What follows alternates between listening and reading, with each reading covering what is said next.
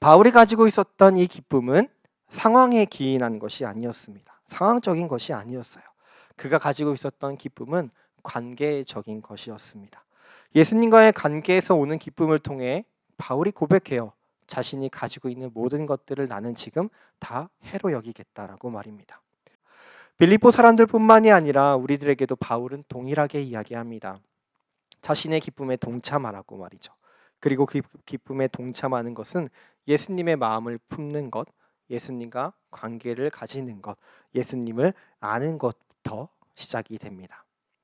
조금 전에 바울이 가진 기쁨이 관계적이라고 이야기를 말씀드렸는데, 이 관계적인 기쁨에서 우리는 조금 더 나아가서 좀 생각해 보면 좋겠습니다.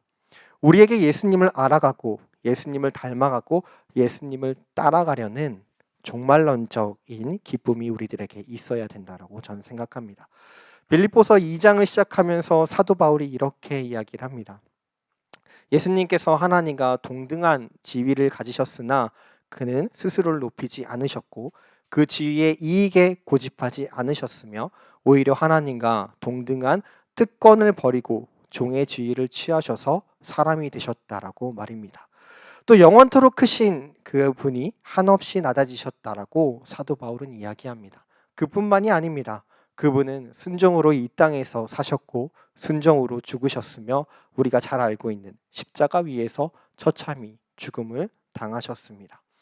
이 예수님의 십자가 구속으로 우리에게는 말로 다 할 수 없는 은혜가 주어졌어요. 우리가 스스로 해결할 수 없는 죄의 문제가 해결이 되었습니다. 우리들에게 진정한 기쁨이 임했다라고 말할 수 있습니다. 하지만 우리들이 예수님을 만났다는 것에만 머무르고 살아간다면 우리가 진정한 기쁨을 다 누리고 살아갈 수는 없습니다. 예수님께서 우리들이 예수님과의 교제에만 머물라고 말씀하셨다면 우리들의 신앙적으로 고민해 볼 필요가 있는 이 질문들, 고민해 볼 만한 어떠한 사안들은 많이 줄어들 거예요.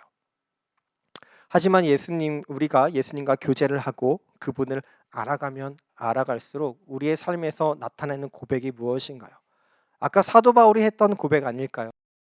우리의 삶에서 포기해야 되는 것들, 포기라기보다는 바울의 고백이 좀 더 전 좋은 것 같습니다. 정말 해로 여기는 것들이 많아진다라는 것 말입니다.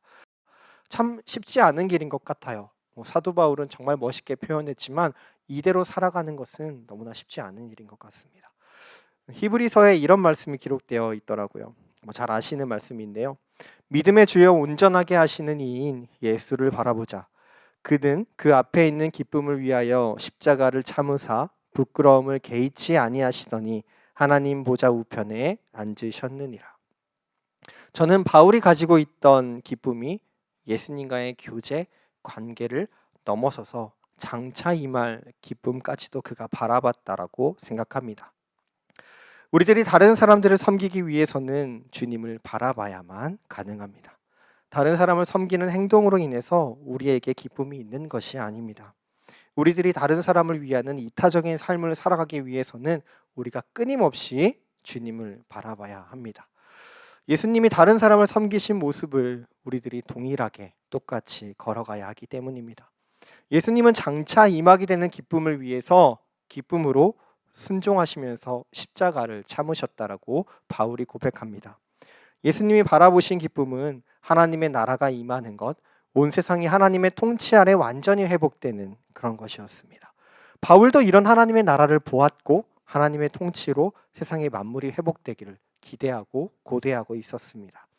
우리들이 예수님을 바라보는 것은 단순히 우리를 위해서 십자가에서 죽으신 주님만이 아니라 이제는 우리가 더 나아가서 하나님의 나라를 기대하는 기쁨이 있어야 하는 것이며 이 어둠 속에서 우리들이 밝은 빛을 가진 사람들로 하나님의 나라를 소유하며 살아가는 사람들로 살아가야 하는 것입니다.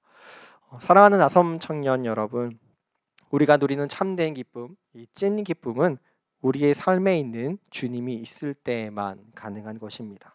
다른 것을 통해서는 우리는 절대 참된 기쁨을 얻을 수가 없습니다. 우리들이 이 기쁨을 누리기 위해서는 주님을 바라봐야 하고 또 주님이 바라보신 그 영광의 기쁨도 동일하게 바라봐야겠죠. 하나님의 통치가 가득한 나라, 하나님의 완전한 회복을 바라보며 기대하며 우리들이 살아가야 한다라는 것입니다. 우리들이 살아가는 세상 속에서 이런 회복을 기대하는 것이 무슨 의미가 있는가? 내가 다른 사람을 위해서 헌신하는 일이 이런 것이 과연 무슨 소용이 있는가라는 생각들을 우리가 품을 수도 있어요. 하지만 우리 기독교의 진리는 오래전부터 지금까지 이 어두운 세상 속에서 빛이 되어 왔습니다. 많은 사람들이 하나님의 자녀들의 헌신과 이 빛됨을 보고 하나님께로 나왔고 하나님께로 돌아왔습니다. 그리고 그들이 하나님의 나라를 살아가는 것을 보고 함께 하나님의 나라를 살아가게 되었습니다. 우리의 기쁨은 바로 여기에 있는 것입니다. 우리들이 하나님의 영광을 이루어가는 것, 하나님의 나라를 이루어가는데, 하나님의 나라를 이루어가는 삶을 살아가는데 말입니다. 우리들의 헌신, 우리들의 섬김, 우리들의 성화를 통해서 참된 기쁨을 누리고 동참하는 모든 나섬교회 청년, 모든 지체들이 되기를 소망합니다.